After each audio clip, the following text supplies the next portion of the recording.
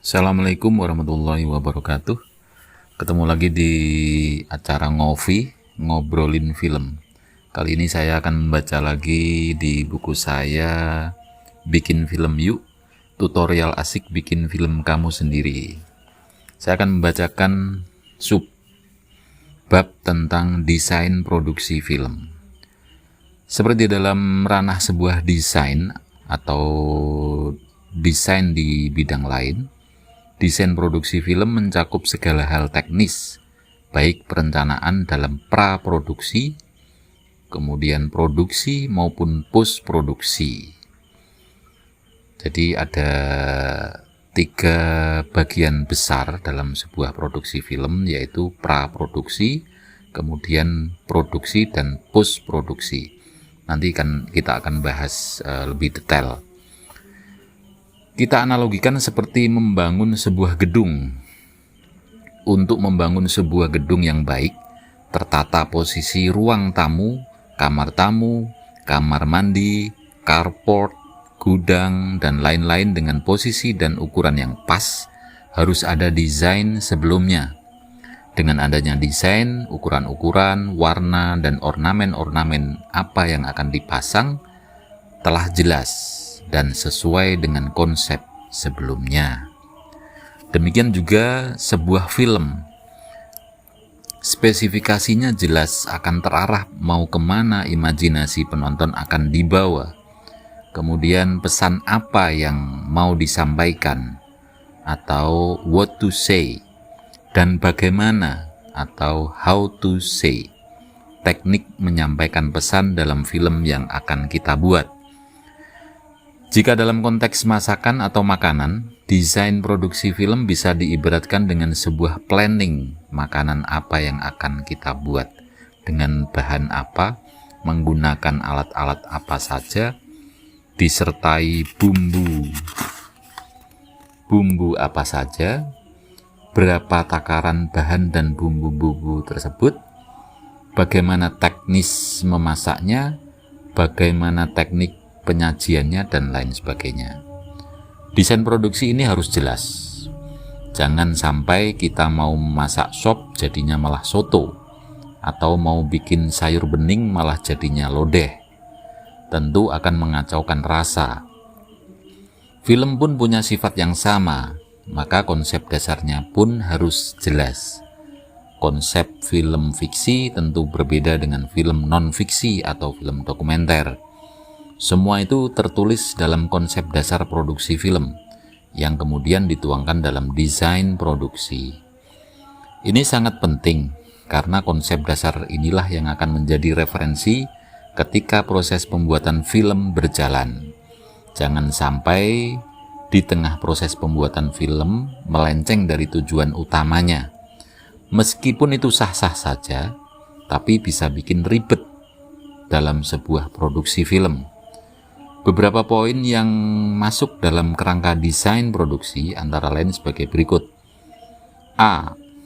Pra-produksi atau pre-production.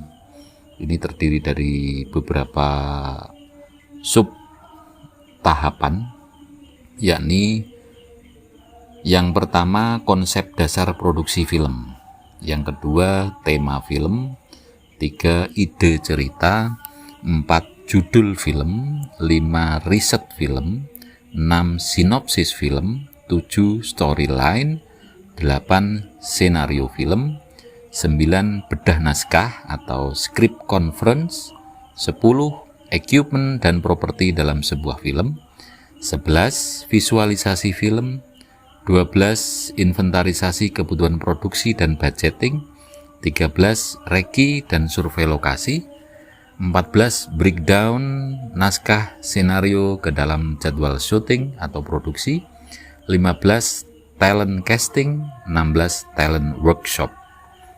Ini yang kita sebut dalam dunia produksi film tahapan praproduksi. Jadi sebelum syuting kita lakukan harus melalui tahap 16 itu tadi. Kemudian yang B, tentang produksi atau production dalam sebuah produksi film, ini mulai bisa dikatakan mulai syuting film. Jadi setelah naskah selesai, ada casting, talent dan lain sebagainya yang saya sebutkan 16 tadi. Tahap kedua adalah produksi. Di sini juga ada beberapa tahap yang bisa kita sebutkan di sini. Yang satu persiapan syuting, yang kedua action shooting. Nah, itu tahapan produksi. Meskipun itu juga bisa dijabarkan lagi lebih detail, mungkin tergantung kita memanage sebuah produksi film. Kemudian C, pasca produksi atau post production, ada 13 tahap, ada 13 item di sini, yaitu yang pertama memilih format file editing, 2 rough cut, 3 unsure print, 4 ADR atau automatic dialog replacement, 5 Foley, 6 secure music, 7 mixing, 8 editing film dengan musik dan efek tanpa dialog, 9 credit title, 10 penanda naskah dialog atau dialog script, 11 membuat trailer, 12 mastering, dan 13 DCP atau digital cinema package. Nah, kemudian ada tahap berikutnya ketika film itu berorientasi pada pasar atau komersial, yaitu ada promosi film.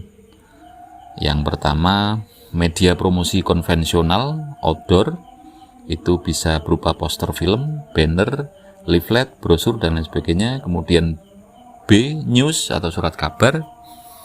Yang kedua, media online, terdiri dari news online, B, promosi via media sosial, dan C, website. Yang ketiga, bikin event atau kegiatan promo yang dalam hal ini promo tentang film. Kemudian artis-artis bisa didatangkan di acara promo tersebut dan lain sebagainya. Nanti akan kita bahas satu persatu. Yang keempat adalah talk show, off air maupun on air, dan 5 promosi film dalam media unik. Nah, ini agak berbeda, nanti akan kita bahas lebih detail. Inilah beberapa step atau tahap dalam produksi film. Ini aku susun sesuai dengan urutan yang runtut, karena menurutku kerja dalam film harus sistematis, runtut berdasarkan urutan. Tanpa tahapan dan sistem yang baik, produksi film akan silang sengkarut tidak karuan alias kacau. Dan kekacauan sistem kerja dalam film akan menimbulkan over budgeting, yang tentu tidak akan kita inginkan, ya kan? Nah, inilah teman-teman garis besar dari sebuah produksi film yang ini berdasarkan pengalaman saya pribadi dan juga beberapa referensi dari acuan produksi film-film internasional. Nah, saya kira cukup sampai di sini dan terima kasih atas perhatiannya. Wassalamualaikum warahmatullahi wabarakatuh.